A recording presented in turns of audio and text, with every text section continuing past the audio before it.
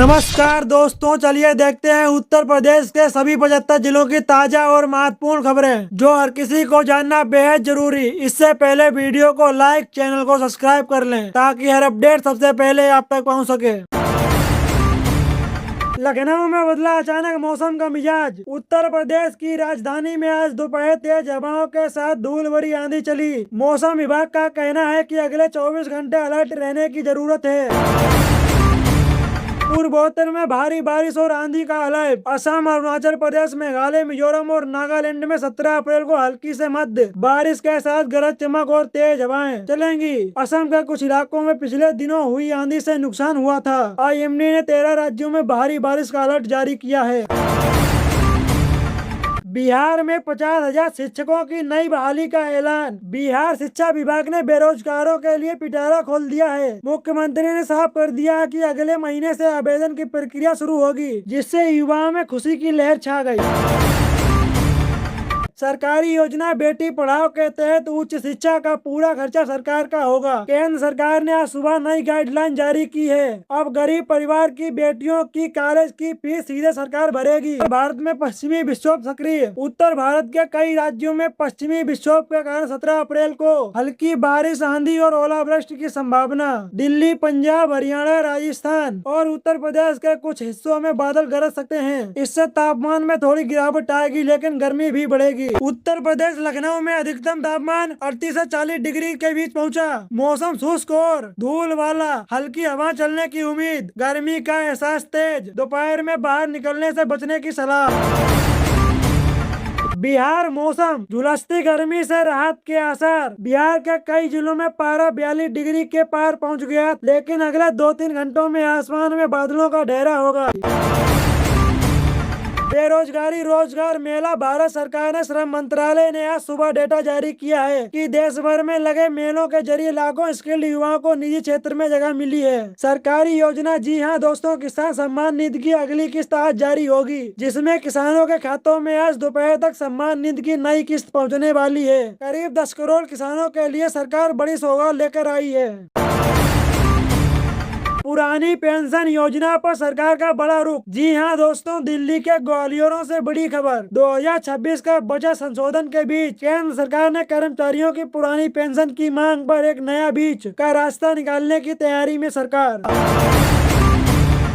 पूर्वी उत्तर प्रदेश में तापमान 39 से 41 डिग्री के आसपास पहुंचा। IMD ने लू जैसी स्थिति की आशंका जताई। बारिश की कोई संभावना नहीं। वहीं दोस्तों, उत्तर प्रदेश के कुछ जिलों में जैसे सहारनपुर, अलीगढ़, बागपत, हापुड़ में लू चलने का खतरा। तापमान सामान्य से 3 से 5 डिग्री ज्यादा। लोगों को दोपहर 12 बजे से 4 बजे तक घर में रहने की सलाह दी गई। बिहार की गलियों में अवैध शराब के खिलाफ आज तड़के बड़ा सर्च ऑपरेशन चलाया गया। सरकार ड्रोन के जरिए इलाकों की निगरानी और पुख्ता कर रही है। मुख्यमंत्री योगी आदित्यनाथ ने पूर्वी उत्तर प्रदेश के युवाओं के लिए AI और ड्रोन ट्रेनिंग सेंटर शुरू किया। यह केंद्र युवाओं को आधुनिक स्किल देगा और रोजगार के नए अवसर पैदा करेगा। पूर्वांचल के विकास में यह एक महत्वपूर्ण कदम है। सरकार का फोकस युवा सशक्तिकरण और टेक्नोलॉजी पर है। IMD का हीट वेव अलर्ट। भारतीय मौसम विभाग ने उत्तर प्रदेश में अगले सप्ताह तापमान 40 से 42 डिग्री पार करने का पूर्व अनुमान दिया है। रात का तापमान अधिक रहने से गर्मी बढ़ेगी। भारत इजराइल संबंध नई डिफेंस डील पर मुहर। विदेश मंत्रालय के सूत्रों के मुताबिक आज भारत और इजराइल के बीच नई रक्षा तकनीक को लेकर बड़ा समझौता हुआ है। ये दोस्ती अब और गहरी होने जा रही है।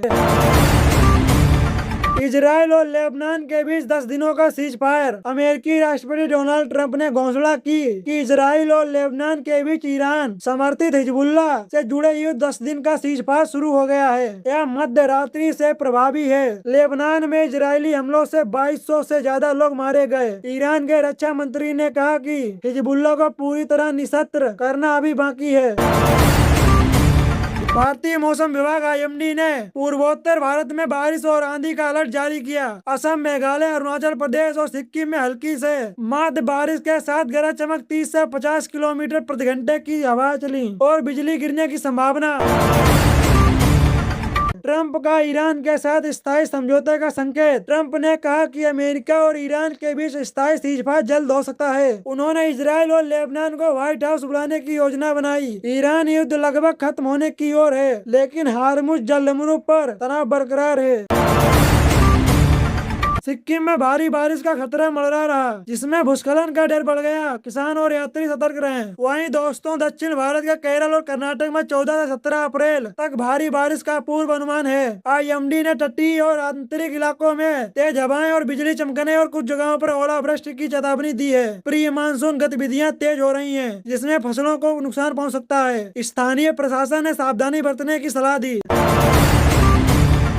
झांसी में 100 बेड का कैंसर अस्पताल बनेगा। योगी सरकार ने बुंदेलखंड के मरीजों को राहत देते हुए झांसी में 100 बेड वाले कैंसर अस्पताल बनाने की घोषणा की। इससे क्षेत्र के हजारों मरीजों को बेहतर इलाज मिलेगा। अस्पताल में आधुनिक सुविधा होगी। सरकार स्वच्छ सेवाओं को मजबूत बनाने पर जोर दे रही है।